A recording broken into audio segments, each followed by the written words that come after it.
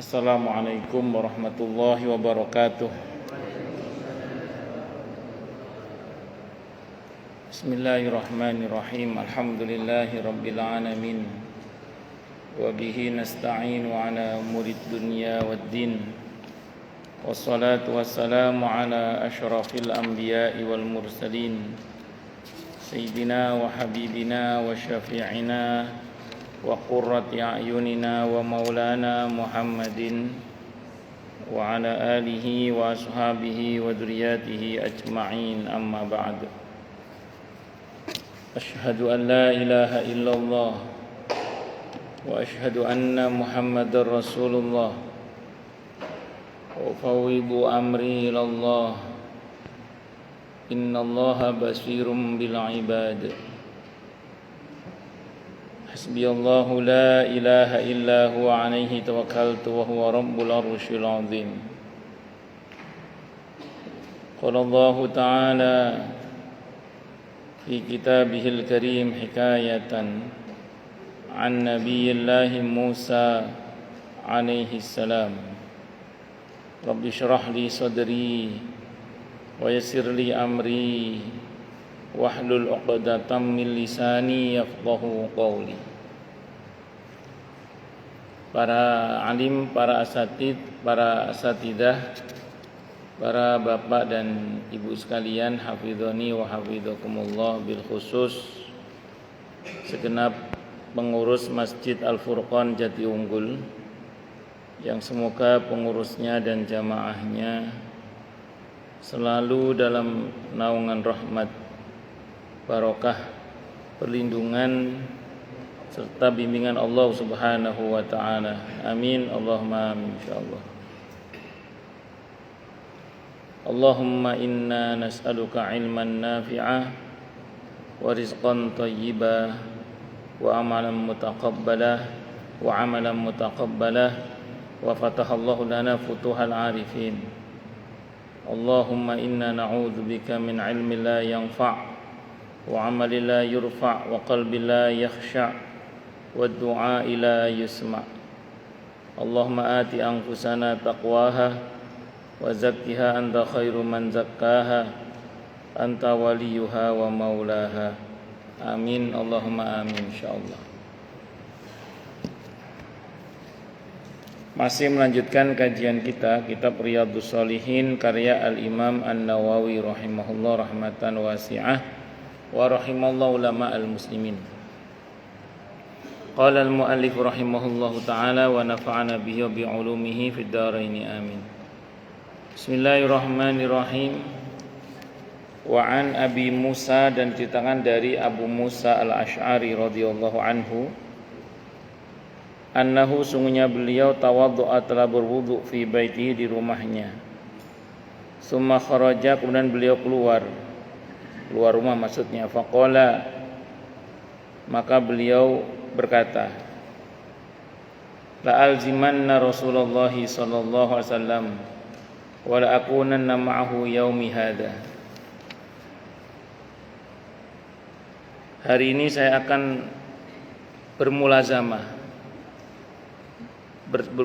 mendampingi dan menyertai Rasulullah sallallahu alaihi wasallam. Pokoknya hari ini saya sediakan waktu untuk menemani dan mendampingi Rasulullah Muhammad sallallahu alaihi wasallam. Ia terus ke masjid dan menanyakan Rasulullah sallallahu alaihi wasallam. Para sahabat menjawab, beliau ada di sana. Abu Musa al-Asy'ari menuju ke arah yang ditujukan itu dan mencari-cari beliau sehingga menuju ke sumur Aris. Sesampainya, saya duduk di depan pintu menunggu sampai Rasulullah Muhammad sallallahu alaihi wasallam selesai hajat dan berwudu. Setelah itu saya mendekati beliau yang sedang duduk di tepi sumur dan menurunkan kedua kakinya ke sumur. Saya membayangkan ini kayak kobak kan, bukan sumur yang ala kita di Jawa itu yang ada cempolongnya tinggi itu, bukan. Ini semacam kobak, semacam tempat di mana ada air di situ, Kita bisa duduk di tepi-tepinya itu bisa. Kalau orang Betawi nyebutnya kobak. Semacam itulah kira-kira.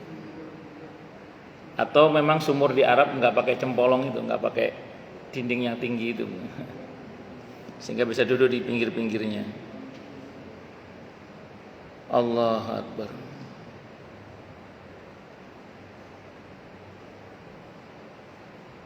Kemudian saya memberi salam kepada beliau dan kembali ke depan pintu. Saya berkata dalam hati, hari ini saya benar-benar menjadi penjaga pintu Rasulullah Muhammad sallallahu alaihi wasallam. Kemudian Abu Bakar As-Siddiq radhiyallahu anhu datang dan mengetuk pintu. Saya bertanya, siapa ini? Ia menjawab, Abu Bakar. Saya berkata, tunggu sebentar. Saya mendatangi Rasulullah SAW dan berkata, wahai Rasulullah, Abu Bakar minta izin untuk masuk. Beliau bersabda, izinkan dia untuk masuk dan gembirakanlah dengan surga. Jadi Abu Bakar As-Siddiq termasuk ahadul asyaratil masyhudi lahum bil jannah. 1 dari 10 sahabat Nabi yang dijamin masuk surga semasa hidupnya. Abu Bakar As-Siddiq radhiyallahu anhu. Halaman 552 nih. 552. Maka saya menyambut Abu Bakar As-Siddiq radhiyallahu anhu dan berkata, silakan masuk. Rasulullah Muhammad SAW menggembirakan Anda dengan surga. Yang ngabari Rasulullah yang jelas. Abu Bakar As-Siddiq pun radhiyallahu anhu masuk dan duduk di sebelah kanan Nabi kita Muhammad sallallahu alaihi wasallam sambil menurunkan kedua kakinya ke sumur sebagaimana yang diperbuat Rasulullah Muhammad SAW. Kemudian saya kembali ke pintu dan duduk sambil mengingat saudaraku yang sedang berwudu dan akan menyusul saya. Saya berkata dalam hati, seandainya Allah menghendaki kebaikan kepada fulan, maka Allah juga menghendaki kebaikan kepada saudaranya. Mudah-mudahan ia akan datang kemari. Tiba-tiba ada seorang yang menggerakkan pintu. Maka saya bertanya, siapa itu?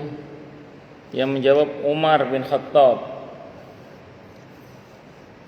Saya menyuruhnya menunggu. Saya mendatangi Rasulullah SAW. Setelah mengucapkan salam, saya berkata, Umar minta izin untuk masuk. Beliau bersabda, izinkan dia masuk dan gembirakanlah dia dengan surga. Sayyidina Umar termasuk yang ahadul asyaratil masyhudi lahum bil jannah. Satu di antara 10 sahabat Nabi yang semasa hidupnya dijamin masuk surga. Allahu Akbar. Umar radhiyallahu anhu pun masuk dan duduk di sebelah kiri Rasulullah Muhammad sallallahu alaihi wasallam di tepi sumur serta menurunkan kedua kakinya ke sumur. Kemudian saya kembali ke pintu dan duduk sambil berkata dalam hati, seandainya Allah menghendaki kebaikan kepada fulan, maka Allah juga menggerakkan hati saudaranya untuk datang kemari. Tiba-tiba datanglah seorang dan menggerakkan pintu. Saya bertanya, siapa ini? Dia menjawab, Utsman bin Affan radhiyallahu anhu. Saya menyuruh untuk menunggunya. Saya mendatangi Nabi kita Muhammad sallallahu alaihi wasallam dan memberitahu bahwa Utsman bin Affan radhiyallahu anhu minta izin untuk masuk. Maka beliau bersabda, izinkan dia masuk dan gembirakan ia dengan surga. Sayyidina Utsman termasuk ahadul asyaratil masyhudi lahum bil jannah, termasuk satu di antara 10 sahabat Nabi yang dijamin masuk surga. Tetapi ia nanti akan terkena musibah. Kita tahu setelah wafatnya Sayyidina Umar itu pintu fitnah itu terbuka menganga. Di masa para sahabat Sayyidina Umar itu terbunuh, tapi masih oleh orang kafir. Abu Lu'lu'ah, orang Majusi. Sayyidina Utsman itu wafat oleh para pemberontak yang diprovokasi oleh Abdullah bin Ubay bin Salul. Ini aslinya tokoh Yahudi di Yaman yang berharap mendapat posisi jabatan di masa Sayyidina Utsman radhiyallahu anhu, tapi ditolak. Dan dia masuk Islam karena ingin jabatan itu, tapi ditolak.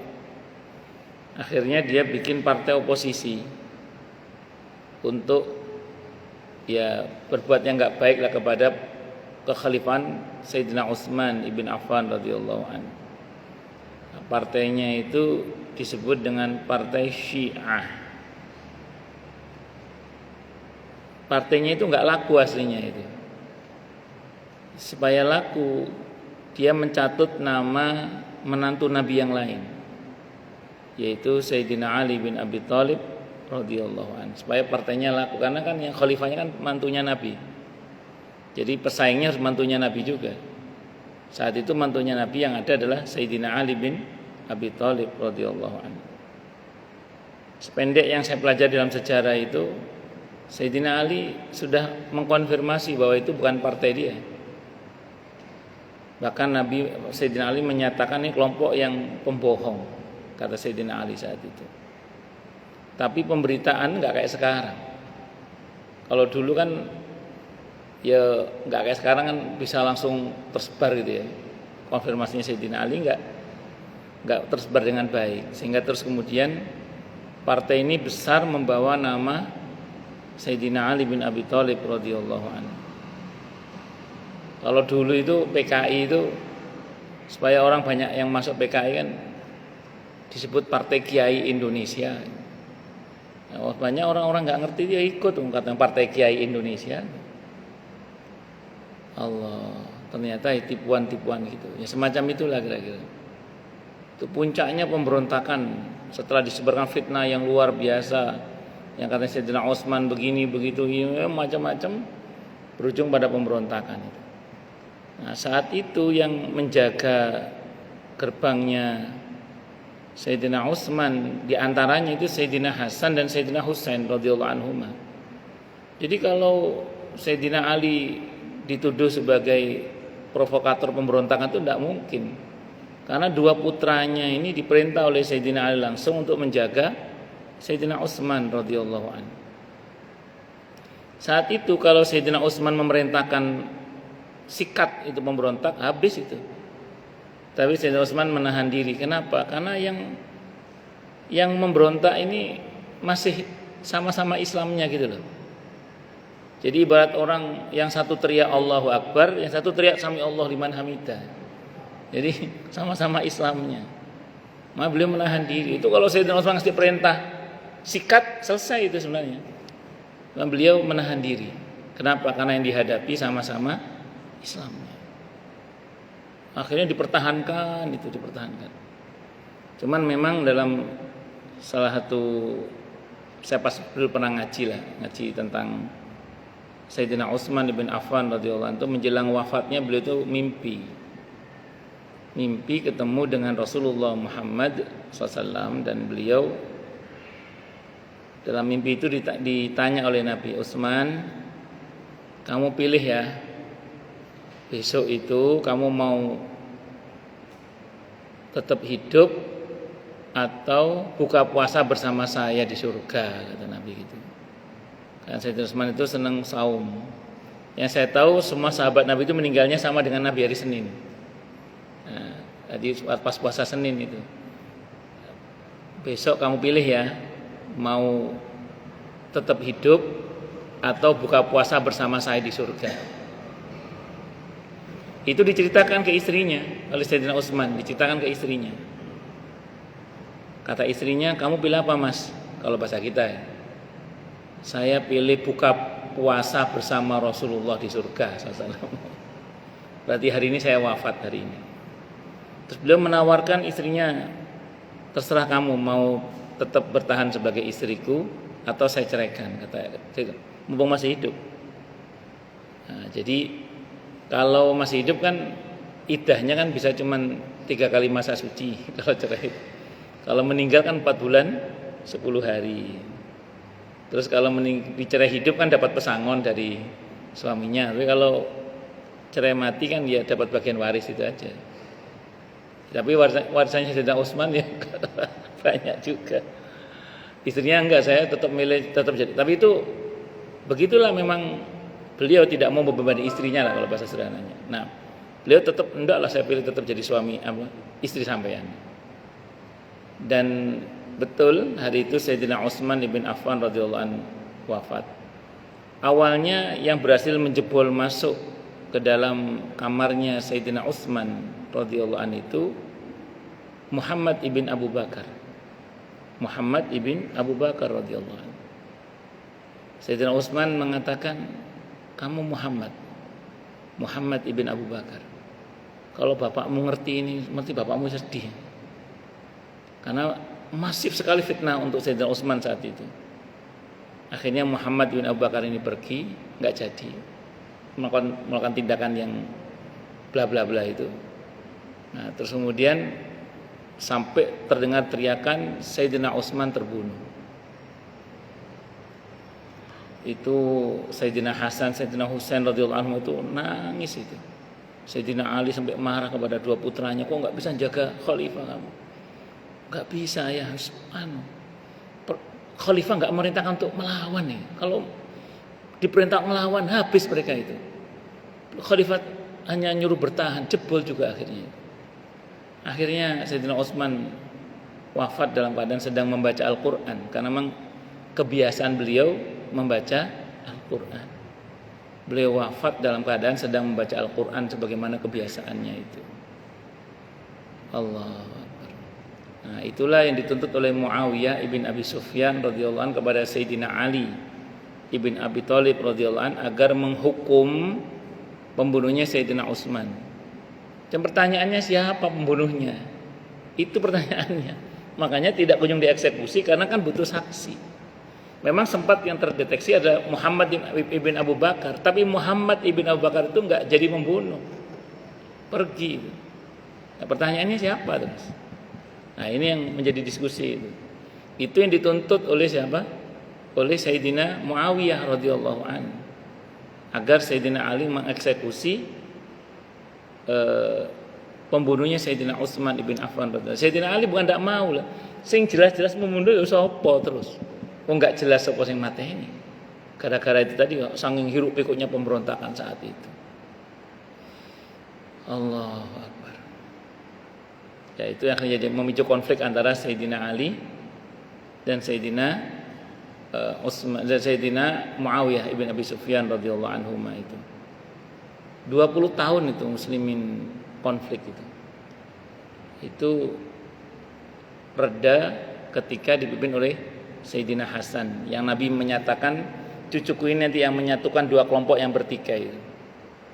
Nah, terbetul akhirnya yang menyatukan kaum muslimin saat itu adalah Sayyidina Hasan radhiyallahu an dengan cara menyerahkan kekuasaan kepada Sayyidina Muawiyah radhiyallahu dengan 5 syarat itu, yang semua dipenuhi oleh Sayyidina Utsman bin Affan radhiyallahu anhu.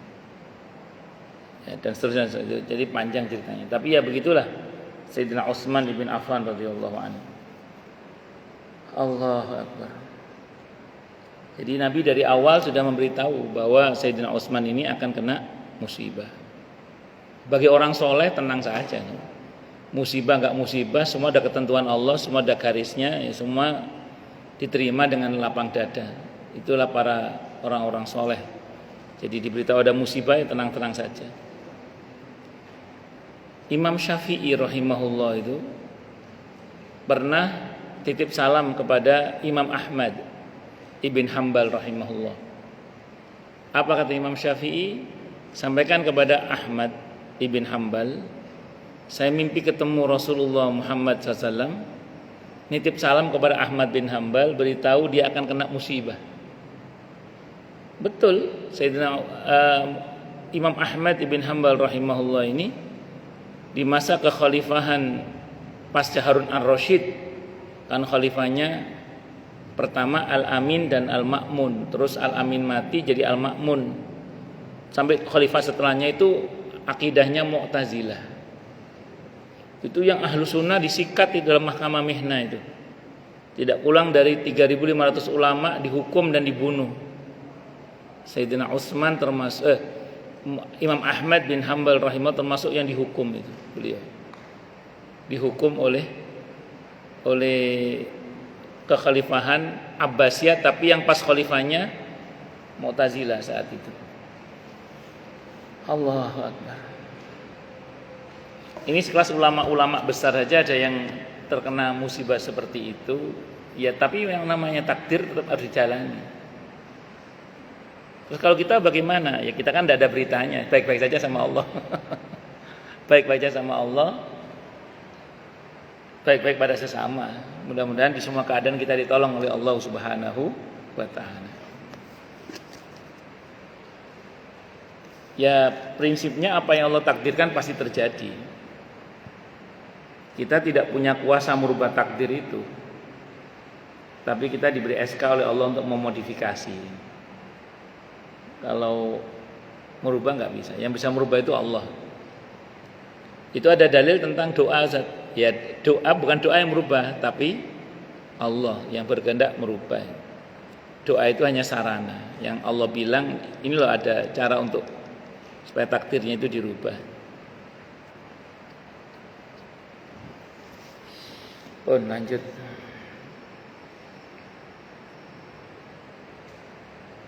Ana urid anta turid wallahu fa'alu lima yurid. Saya punya mau, Anda punya mau, yang terjadi apa yang Allah mau.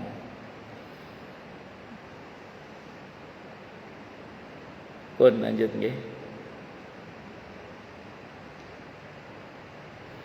Maka saya menyambut Utsman bin Affan radhiyallahu anhu dan berkata, silakan masuk. Rasulullah Muhammad sallallahu alaihi wasallam menggembirakan kamu dengan surga. Tetapi nanti kamu akan tertimpa suatu musibah. Utsman bin Affan radhiyallahu anhu pun masuk. Tetapi tepi sumur itu sudah penuh, sehingga ia duduk di depan mereka sebelah kiri. Sa'id ibn Musayyib radhiyallahu anhu rahimahullah, beliau ini menantunya Abu Hurairah radhiyallahu anhu, berkata, saya menakwilkannya tempat duduk mereka dengan kuburan mereka. Saya menakwilkan mereka dengan kuburan mereka. Jadi memang pada akhirnya yang membersamai Rasulullah Muhammad SAW itu adalah Sayyidina Abu Bakar As-Siddiq radhiyallahu anhu dan Sayyidina Umar radhiyallahu anhu. Sayyidina Utsman enggak, Sayyidina Utsman. Jadi yang membersamai Nabi akhirnya siapa? Abu Bakar As-Siddiq radhiyallahu anhu dan Sayyidina Umar radhiyallahu anhu. Terus Sayyidina Utsman enggak masuk. Makanya beliau tidak berada di Raudhah itu. Tapi di Raudhah itu masih ada satu lubang lagi sebenarnya. Kata Imam Al-Qurtubi merujuk pada beberapa riwayat yang ada, itu yang satu lubang itu nanti untuk Nabi Isa alaihissalam. Untuk Nabi Isa alaihissalam. Allahu Akbar. Ini hadisnya muttafaqun alaih Bukhari Muslim. Dalam riwayat lain ditambahkan Rasulullah Muhammad sallallahu alaihi wasallam menyuruh saya untuk menjaga pintu ketika berita itu disampaikan kepada Utsman. Ia memuji Allah Ta'ala dan berkata, hanya Allah lah yang dapat dimintai pertolongan. Serahkan sama Allah, serahkan kepada Allah. Tapi Sayyidina Utsman itu ya tadi sudah mimpi ketemu Nabi kita Muhammad SAW, dikasih pilihan itu, mau tetap hidup atau buka puasa bersama dengan saya di surga. Kata beliau, aku pilih di surga saja. Allahu Akbar. Sayyidina Utsman bin Affan radhiyallahu anhu ini sahabat Nabi yang kata Abdullah bin Umar radhiyallahu anhu, kalau salat malam itu seringkali khatmul Quran. Kadang hampir khatmul Quran kalau salat malam. Masya Allah. Sampai malaikat malu. Kalau kepada Sayyidina Umar kan setan yang takut. Kalau kepada Sayyidina Utsman radhiyallahu an, malaikat kalau ketemu Sayyidina Utsman malu. Saking kerennya, kewayanya nggak ketulungan, dermawan. Kalau nyumbang itu, kalau diuangkan sekarang nggak ada yang pernah ngitung itu kisaran 4 miliaran gitu pada masa itu. Itu Sayyidina siapa? Utsman bin Affan radhiyallahu anhu. Wa an Abi Hurairah radhiyallahu anhu, dan diceritakan dari Abi Hurairah radhiyallahu anhu. Qala, beliau berkata, kunna adalah kami qu'udan duduk-duduk haula Rasulillah, di sekitar Rasulullah Muhammad sallallahu alaihi wasallam. Ma'ana, bersama dengan kami Abu Bakar wa Umar dan Umar radhiyallahu anhuma. Fi nafarin, dalam satu rombongan, dalam satu lingkaran atau satu rombongan. Nafar itu ya rombongan artinya.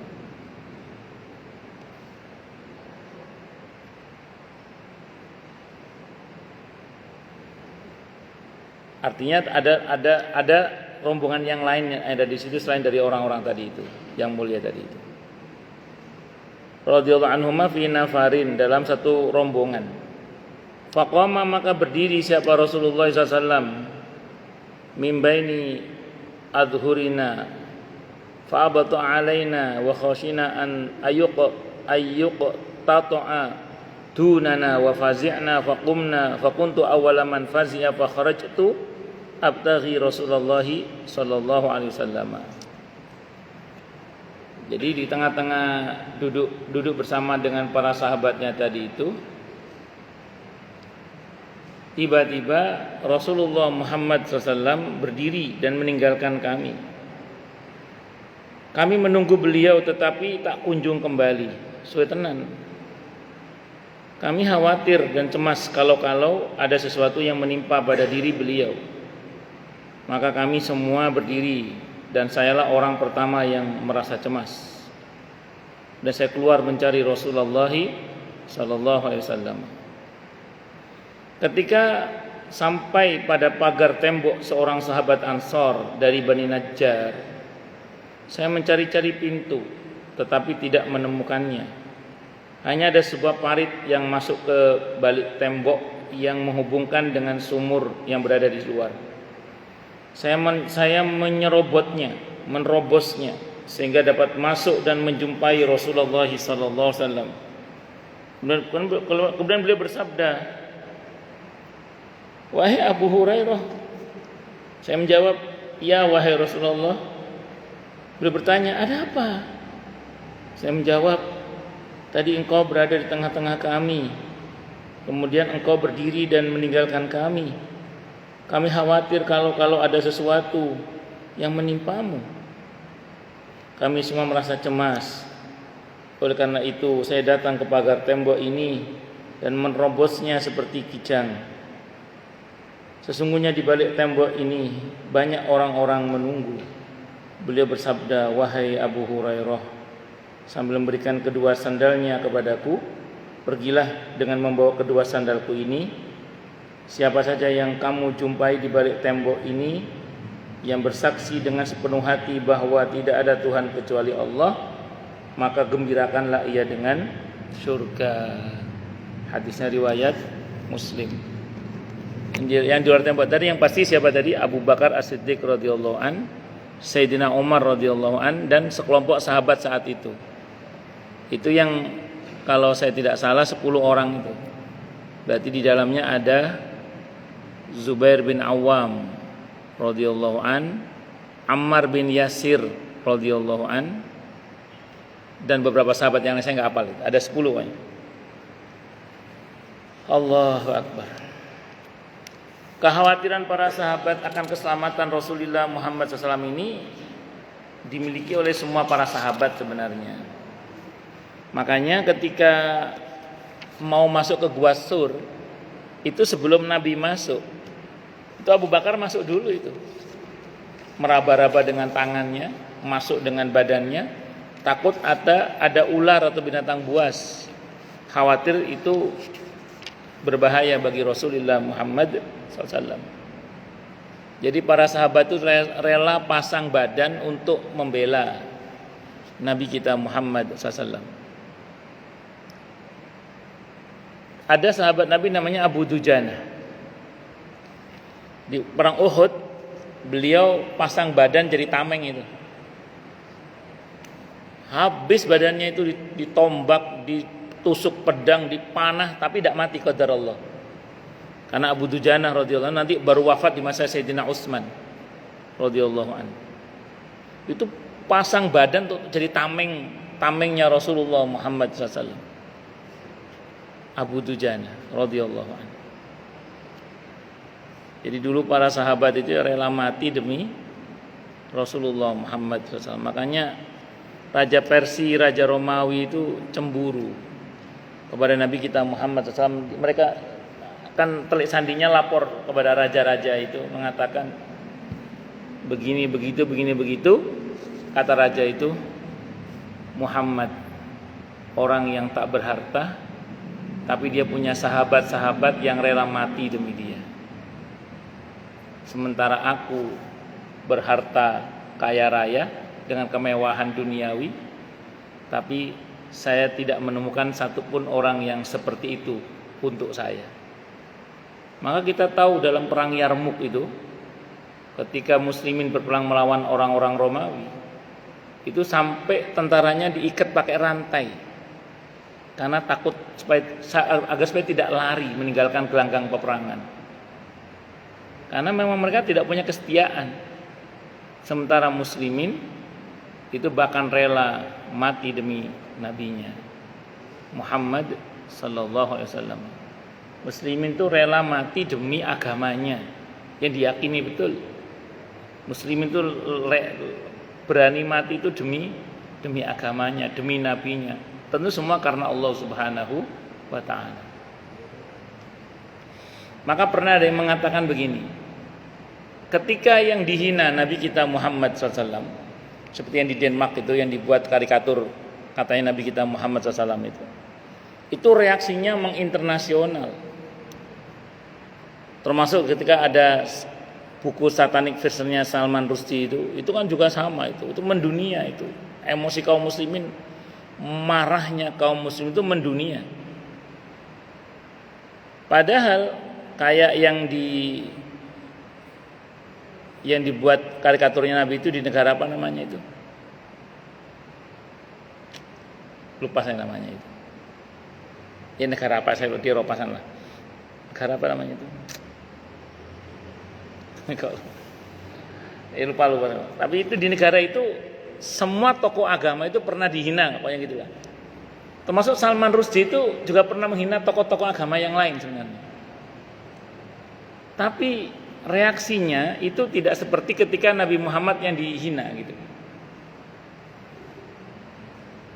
Wes pokoknya tokoh-tokoh agama lain pernah dihina gitu aja lah. Tapi pasnya dihina Nabi Muhammad SAW itu kok muslimin itu marahnya itu luar biasa. Sehingga kemudian banyak orang yang penasaran di Denmark. Itu sehingga banyak orang yang penasaran siapa sih Muhammad itu. Dan kelebihan mereka kan tidak mau katanya. Mereka carilah buku-buku tentang Sirah Nabawiyah itu.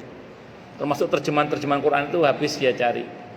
Singkat kata singkat cerita, qadarullah banyak orang yang masuk Islam.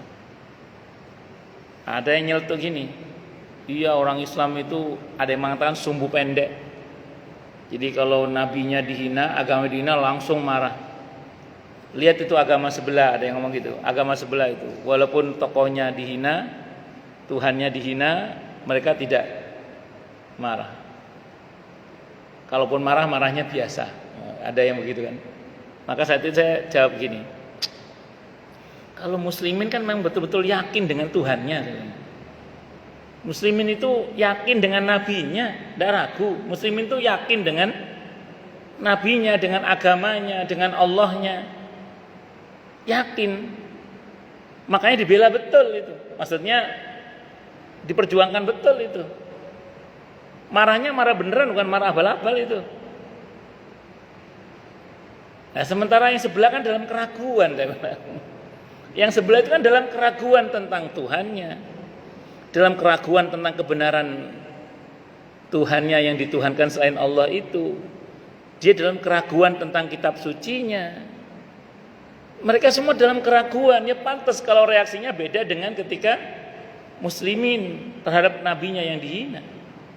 Beda lah saya bilang. Karena muslimin dengan keyakinannya, sementara mereka dengan keraguannya. Monggo aja nanti lihat ketika agama lain tokohnya dihina atau apa, itu reaksinya beda dengan kalau muslimin Qur'annya dihina, nabinya dihina. Beda itu reaksi. Kenapa? Karena kita dengan keyakinan. Menjaga marwah agama ini dengan keyakinan, bukan dengan keraguan. Dan itu yang dicoba oleh orang-orang di luar Islam agar muslimin tidak punya itu lagi, tidak punya ghirah itu lagi. Makanya Buya Hamka mengatakan kalau agamamu dihina, kamu tidak marah, mending ganti saja pakaianmu dengan kain kafan, kata Buya Hamka kan begitu. Allah yang Buya Hamka. Walaupun cara marah para sahabat dulu macam-macam memang. Kalau Khalid bin Walid radhiyallahu anhu, Sayyidina Umar radhiyallahu anhu, kalau udah namanya marah itu, izinkan saya penggal kepalanya ya Rasulullah. Oh itu kelas-kelasnya Khalid bin Walid radhiyallahu anhu. Kelasnya siapa tadi? Utsman bin Umar radhiyallahu anhu. Tapi ada kelas-kelas seperti Hasan bin Sabit radhiyallahu anhu. Ketika Nabi dihina dengan syair, dibalas dengan syair. Ada begitu. Ketika orang kafir membuat syair yang menghina Nabi, Hasan bin Sabit membuat syair yang membantah hinaan itu. Monggo, jenengan di level yang mana? Tapi marah itu harus ada sebagai bukti bahwa kita ini ada iman dan keyakinan akan Nabi kita Muhammad sallallahu alaihi wasallam. Saya masih ingat betul itu. Saat itu saya pas nonton berita di TV, ada aksi demo terkait dengan dihinanya Nabi kita Muhammad SAW itu. Untung saya ingat itu, hampir lupa saya. Mau saya tonjok TV itu, lupa saya. Hampir mau saya tonjok TV itu, lupa saya. Ya, alhamdulillah ingat, nggak jadi nonjok. Ya, jadi memang harus punya rasa marah, cemburu itu harus ada. Ya, sebagai marahnya orang yang beriman. Ya. Ya, tentu tahu kemampuan Anda dalam marah dan cara Anda dalam marah itu tidak harus sama, tapi dasarnya marah itu harus ada. Marah karena agama ini dihina, marah karena agama ini paling enggak muka memerah lah, pertanda bagi kita tidak terima kalau agama ini. Saya kalau mulai ada orang mulai ngomong yang aneh-aneh, saya tinggal aja, nggak kuat saya, takut lepas kendali nanti. Seperti itu. Allahu Akbar. Pun lanjut. Wa an ibni Shimasah, dan ditakan dari ibn Shimasah. Qala beliau berkata, hadarna kami hadir Amr bin al-As, Amr ibn al-As radhiyallahu anhuma, radhiyallahu anhu. Wa fi siyaqatil mauti, dan beliau dalam keadaan mau mati. Ya beki tawilan, beliau nangis lama sekali. Wa hawwala wajhahu, dan berubah wajhuhu, wajahnya. Wa hawwala wajhana, dan beliau menghadapkan wajahnya ilal jidari, ke tembok. Faja'ala ibnuhu, maka jadilah anaknya yaqulu, berkata, ya abatah, duh bapakku, ama basyaraka Rasulullah sallam bikadza, bukankah telah memberikan kabar gembira kepadamu siapa Rasulullah SAW dengan ini? Ama basyaraka Rasulullah SAW bikadza, bukankah telah memberikan kabar gembira kepadamu siapa Rasulullah SAW dengan ini? Faqbala biwajhi, maka beliau menghadapkan dengan wajahnya. Faqala, maka beliau berkata, inna afdhala ma nu'iddu syahadata an la ilaha illallah wa anna Muhammadar Rasulullah. Inni qad kuntu ala atbaqi salasin, laqad ra'aituni wa ma ahadun ashadda bughdan li Rasulillah sallallahu alaihi wasallam minni wa la ahabbu ilayya an akun qad istamkantu minhu faqataltuhu walau muttu ala tilkal hali la kuntu min ahlin nar. Allah Akbar.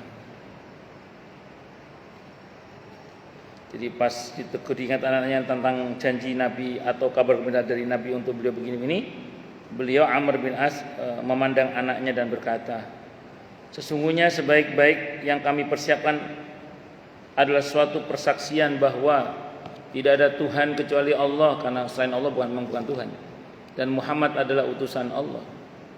Saya telah mengalami 3 zaman, kata beliau. Pertama, saya pernah membenci Rasulullah SAW. Barangkali tidak ada seorang pun yang membencinya melebihi aku. Waktu itu tidak ada yang aku inginkan kecuali membunuh beliau. Seandainya saya meninggal pada waktu itu, aku pasti masuk termasuk ahli neraka. Kedua, ketika Allah memasukkan Islam di hatiku, jadi Islam dan tidak Islamnya orang itu karena Allah. Kalau Allah berkehendak, tidak mungkin. Kemudian saya mendatangi Nabi kita Muhammad SAW dan berkata, ulurkanlah tangan kananmu, karena saya akan berbaiat, berjanji setia kepadamu. Setelah beliau mengulurkan tangan kanannya dan menariknya, beliau bertanya, ada apa wahai Amr? Saya menjawab, saya ingin mengajukan syarat. Beliau bertanya, syarat apakah yang kamu maksud? Saya menginginkan diampuni dosa saya.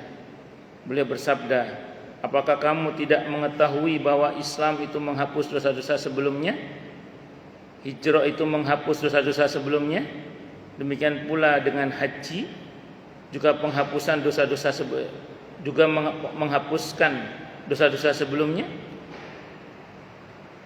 Kalau haji ini pasti Arafah itu kalau haji pasti Arafah itu tidak boleh ada keraguan sedikit pun akan Allah tidak mengampuni kita.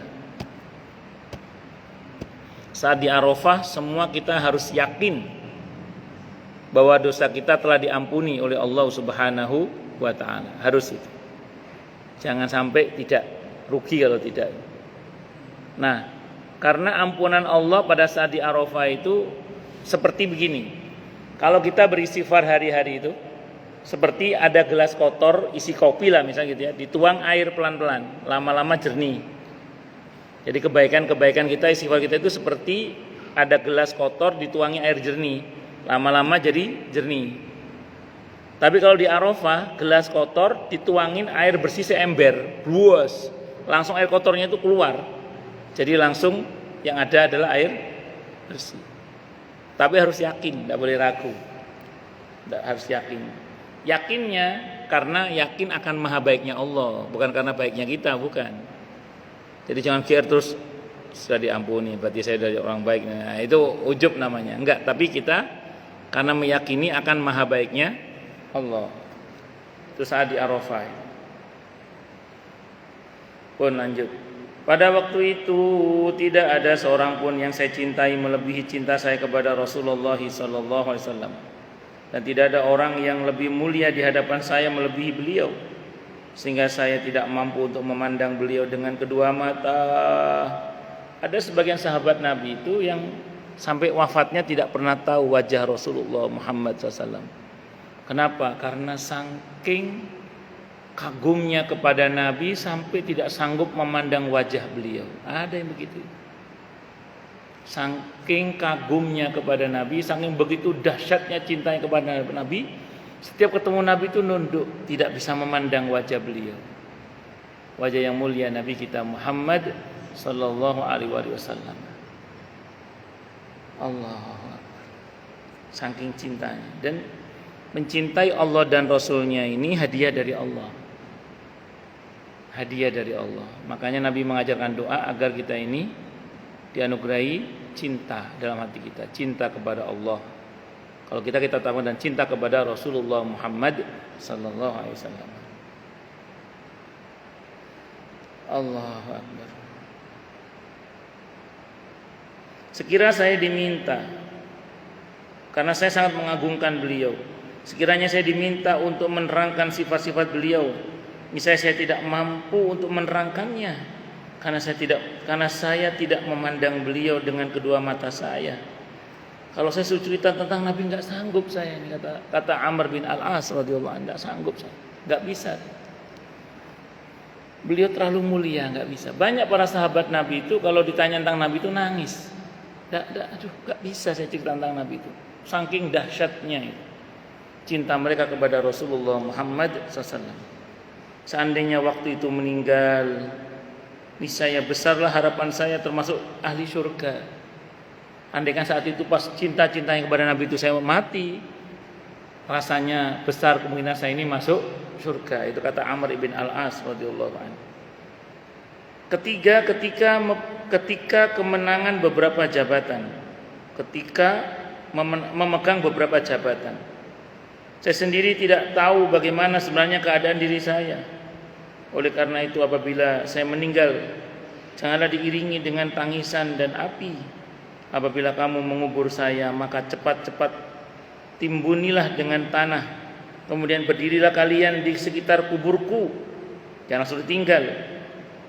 Kira-kira selama tukang jagal menyembelih dan membagi-bagikan daging ontanya, sehingga saya merasa senang dengan adanya kalian, sambil saya berpikir apa yang harus saya jawabkan kepada para utusan Allah itu, atau utusan Tuhanku, yaitu malaikat Munkar dan Nakir.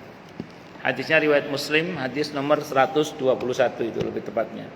Jadi hadis ini menerangkan bahwa sekelas sahabat Amr bin Al-As radhiyallahu an yang notabene sudah mendapat banyak kabar gembira dari Nabi kita Muhammad SAW aja nggak kepedean gitu loh, maksudnya itu nggak kepedean.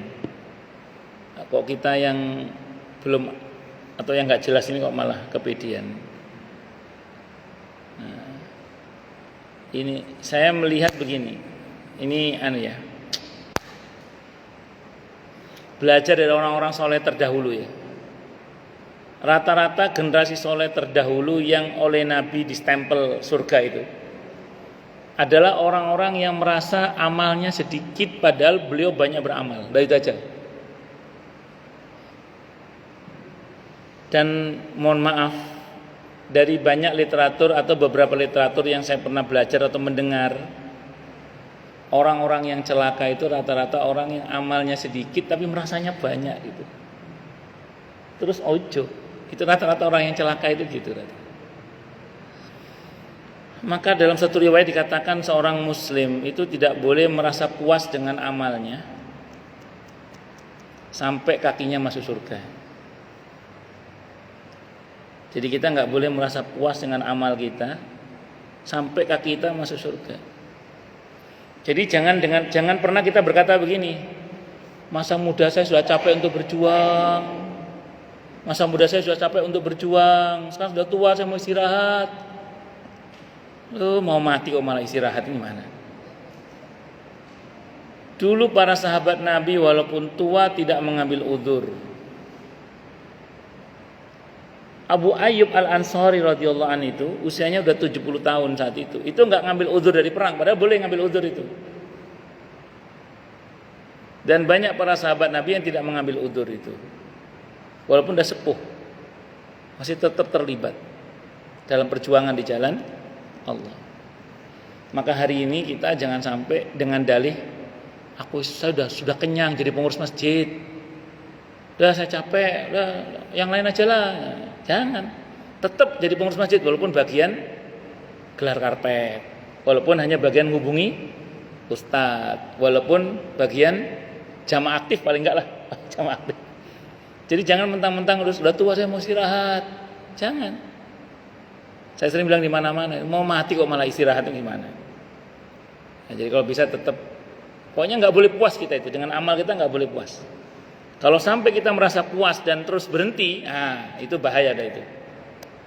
Tapi kalau kita terus kita nggak ada kenyangnya dengan kebaikan yang mendatangkan ridho Allah, nggak ada kenyangnya, nggak ada capeknya, pokoknya capek pasti ada, mohon maaf, tapi nggak ada kenyangnya lah. Merasa perlu terus beramal, kita merasa perlu terus beramal karena Allah. Maka itulah insya Allah orang-orang yang selamat. Itu sependek yang saya pelajari ya. Saya menyimpulkan dari sekian riwayat yang saya baca lah.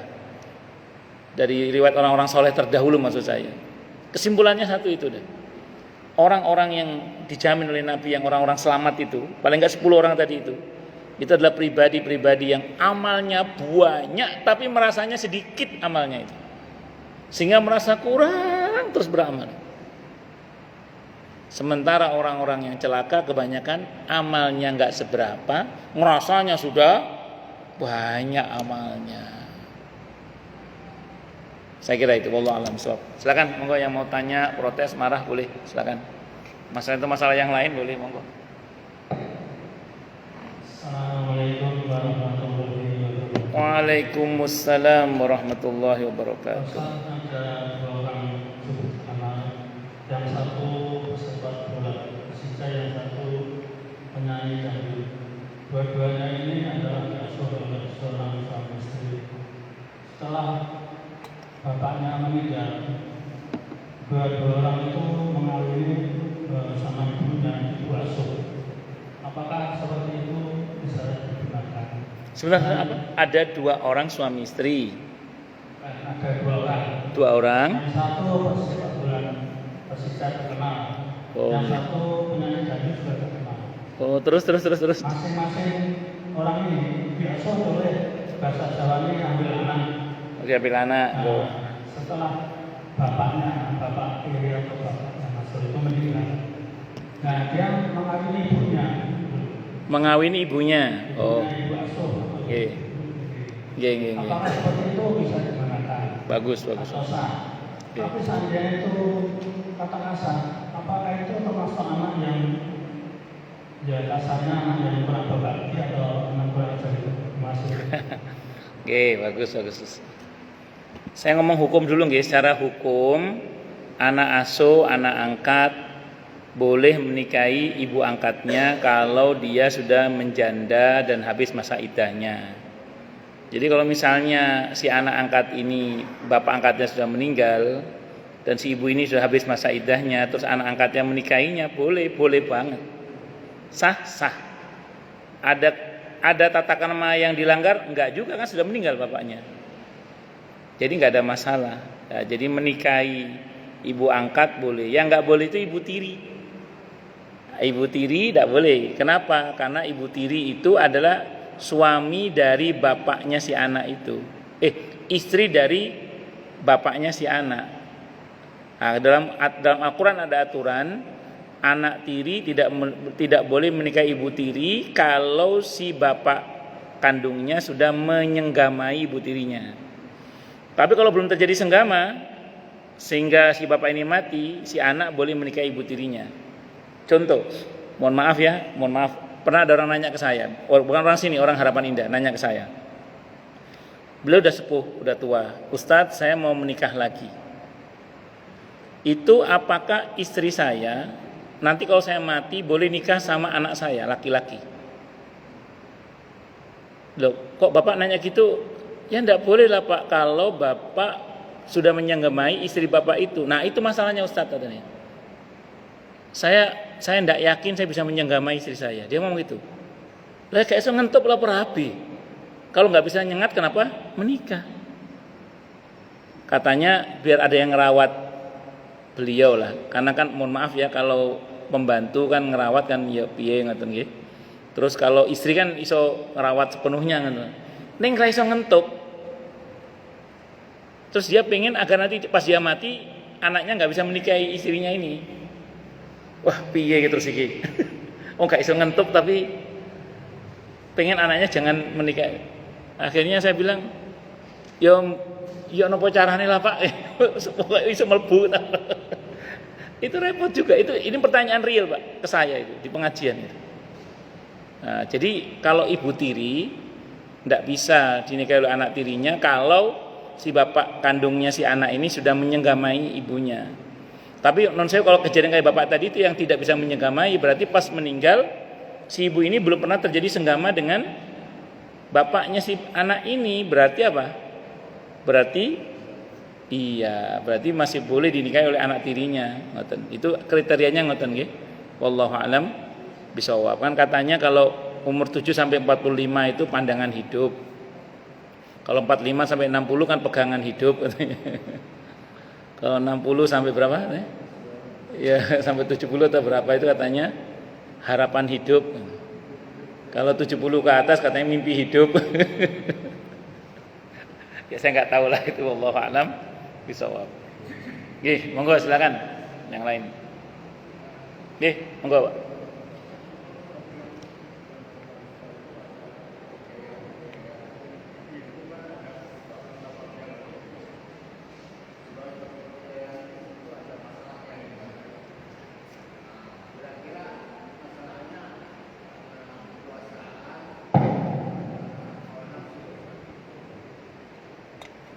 Jadi gini saya cerita ya.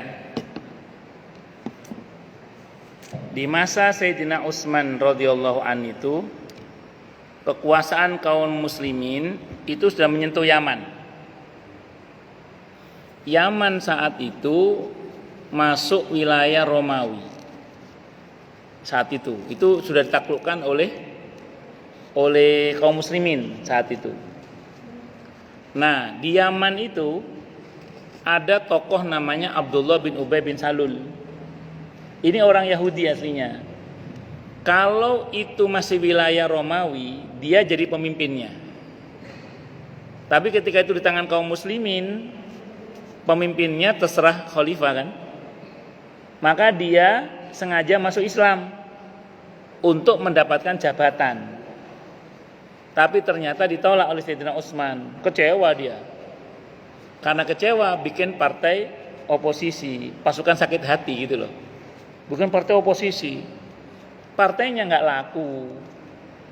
Supaya laku, nyatut nama menantu Nabi kita Muhammad sesama yang lain, siapa Sayyidina Ali radhiyallahu anhu. Partainya diberi nama Syiah. Diberi nama apa? Syiah itu. Nah, Sayyidina Ali bin Abi Thalib radhiyallahu anhu itu sudah menolak itu. Tapi klarifikasi beliau nggak populer saat itu. Maka kemudian Abdullah bin Ubay bin Salul ini terkenal pinter ngomong, provokator dia. Dia ini yang menggerakkan pemberontakan itu kepada Sayyidina Utsman bin Affan dengan tuduhan-tuduhan yang tidak benar. Yang katanya beliau KKN lah kalau bahasa kita itu. Dan saya ulang tadi, sebenarnya para pemberontak itu kalau Sayyidina Utsman mengatakan sikat, selesai itu sebenarnya. Tapi beliau tidak mau. Beliau tidak mau terjadi pertumpahan darah di tengah-tengah kaum muslimin. Beliau lebih mempertahankan diri, di samping beliau sudah dapat isyarat bahwa beliau memang hari itu akan meninggal. Sampai beliau meninggal itu. Jadi bermula dari ambisi seseorang yang ingin jabatan, Pak. Tapi ditolak, terus sakit hati bikin partai oposisi, terus memprovokasi orang untuk memberontak. Saya kira itu, wallahu a'lam bishawab. Silakan yang lain kalau ada. Ngomong Pak. Pak Yusri Sal.